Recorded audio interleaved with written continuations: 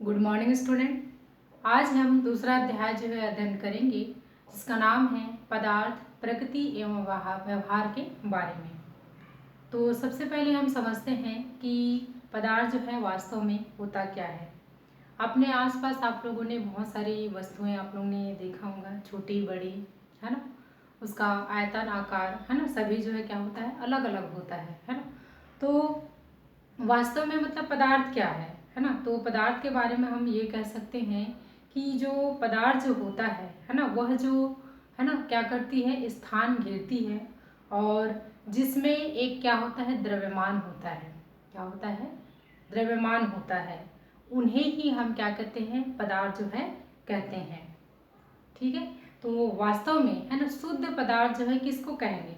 तो शुद्ध पदार्थ जो है क्या होता है, रासायनिक जो संगठन के आधार पर है ना, तत्वों तथा यौगिकों के जो शुद्ध पदार्थ है ना, उसे ही हम क्या कहते हैं, आपका शुद्ध पदार्थ जो है कहा जाता है।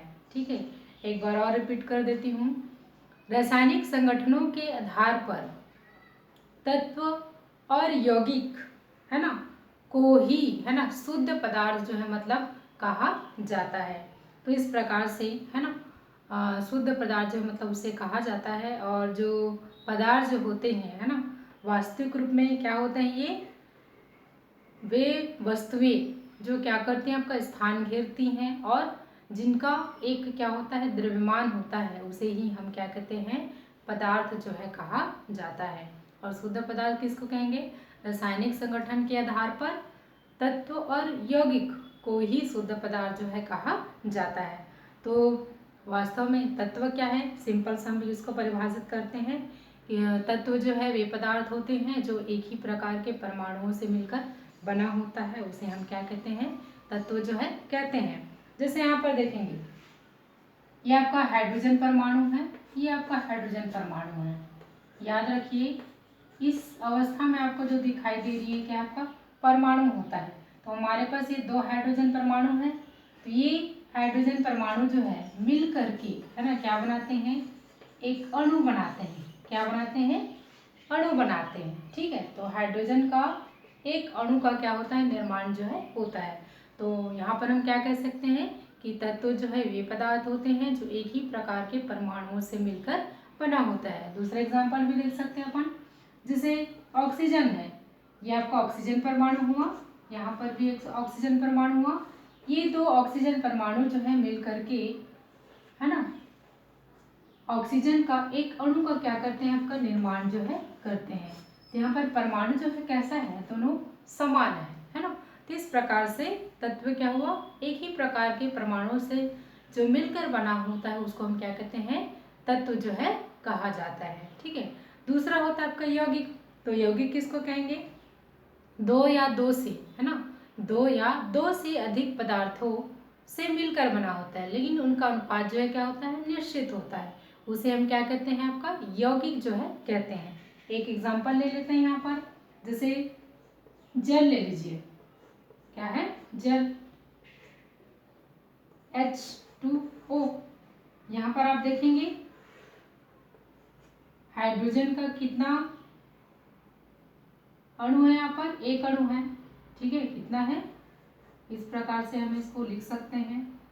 और ये ऑक्सीजन यहाँ पर कितना है, एक है ये।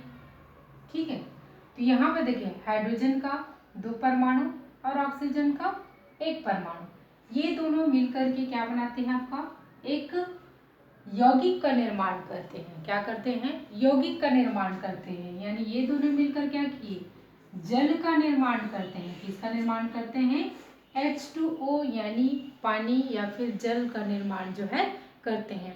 तो इस प्रकार से यहाँ पर मतलब क्या हो रहा है, दो या दो से अधिक पदार्थ का एक निश्चित अनुपात है ना मिल करके क्या बनाता है, आपका यौगिक का निर्माण जो है करते हैं। ठीक है। तो ये था आपका एक सामान्य चर्चा पदार्थ के बारे में। ठीक है। तो पदार्थ के अंतर्गत हमने है ना जो शुद्ध पदार्थ होता है उसके बारे में पढ़े। और शुद्ध पदार्थ में क्या है, शुद्ध पदार्थ रासायनिक संगठन के आधार पर तत्व और यौगिक को ही क्या कहते हैं, आपका शुद्ध पदार्थ जो है कहते हैं, जिसमें हमने तत्व के बारे में पढ़ा और ये आपका यौगिक के बारे में। ठीक है, अगला जो हमारा जो टॉपिक है वो जो है आपका द्रव्यमान का संरक्षण नियम के बारे में है। ठीक है, तो द्रव्यमान का संरक्षण नियम को है ना समझने के लिए यहाँ पर हम सामान्यतः घरों में हम लोग क्या करते हैं, मोमबत्ती का प्रयोग जो है करते हैं। जब हम क्या करते हैं, मोमबत्ती को जब हम जलाते हैं तो वह पूरी तरह से क्या हो जाती है, जल जाती है। तो मोमबत्ती का जलना एक प्रकार से क्या होता है, आपका एक रासायनिक क्रिया होता है। तो जब मोमबत्ती में है ना जलाते हैं तो उसमें क्या हो रहा है, रासायनिक क्रिया जब होती है जिसमें मतलब क्या होता है, मोम के अतिरिक्त ऑक्सीजन भी क्या होती है, भाग लेती है ना। ऑक्सीजन गैस जो है क्या करती है, मोम को जलाने में क्या करती है, सहायता करती है। तो वही कहने का मतलब है कि मोमबत्ती का जलना क्या होता है, एक रासायनिक अभिक्रिया है जिसमें मोम के अतिरिक्त ऑक्सीजन भी क्या करता है, भाग लेता है। और क्रिया के पश्चात है ना इसमें क्या होता है, आपका कार्बन डाइऑक्साइड और जल वाष्प के रूप में क्या होता है, प्राप्त होते हैं। तो जिनकी पहचान जो है ना इसके बारे में मतलब पहचान जो है पूर्व में नहीं की गई थी, लेकिन आज है ना इसके बारे में पूर्णतः मतलब खोज जो है किया जा चुका है। तो इससे मतलब स्पष्ट हुआ कि रासायनिक अभिक्रिया में है ना भाग लेने वाले जो अभिकारक और उत्पाद में है ना क्या होते हैं, बदलते हैं, वे जो है नष्ट नहीं होते है ना। जो रासायनिक अभिक्रिया में क्या कर रहे हैं, आपका अभिकारक जो है भाग लेता है और उत्पाद में है ना बदलते हैं, वे जो है क्या होते हैं, नष्ट जो है नहीं होते। तो ऐसा मतलब अध्ययन के दौरान जो है मतलब पता चला। तो इस आधार पर मतलब पाया गया कि जो अभिकारक का जो कुल द्रव्यमान है ना बनने वाले उत्पादों के कुल द्रव्यमानों पर क्या करता है, यह निर्भर करता है या फिर उसके बराबर जो है होता है। तो इस नियम को समझने के लिए यानी द्रव्यमान का जो संरक्षण नियम है ना इसके बारे में मतलब बताया गया है या परिभाषा के रूप में बताया गया है कि किसी रासायनिक अभिक्रिया में है ना, किसी रासायनिक अभिक्रिया में द्रव्यमान को ना तो उत्पन्न किया जा सकता है और ना ही नष्ट किया जा सकता है। ठीक है, इसे पदार्थ की अविनाशिता का नियम या फिर द्रव्यमान का संरक्षण नियम जो है कहते हैं है ना। और इस नियम के बारे में है ना एक वैज्ञानिक आए थे जिसका नाम है लवाइजिए है ना, जिन्हें मतलब इनके द्वारा मतलब इसका प्रतिपादन जो है किया गया था, किसका, द्रव्यमान का संरक्षण नियम को प्रतिपादित किया गया था। तो इसमें यहाँ पर देखेंगे कि इसमें एक चीज़ मतलब बताया गया है कि अभिकारक और उत्पाद, तो वास्तव में अभिकारक और उत्पाद जो है क्या होते हैं उसको हम समझते हैं। तो एक एग्जाम्पल ले लेते हैं, जैसे यह आपका सोडियम हुआ, एक आपका क्लोरीन। ठीक है, ये दोनों जब रासायनिक अभिक्रिया करेंगे तो क्या बनाएंगे, ये NaCl। ठीक है, सोडियम और क्लोरीन दोनों जब रासायनिक अभिक्रिया करके है ना मिलेंगे तो क्या बनाएंगे, ये NaCl यानी लवण का निर्माण करते हैं।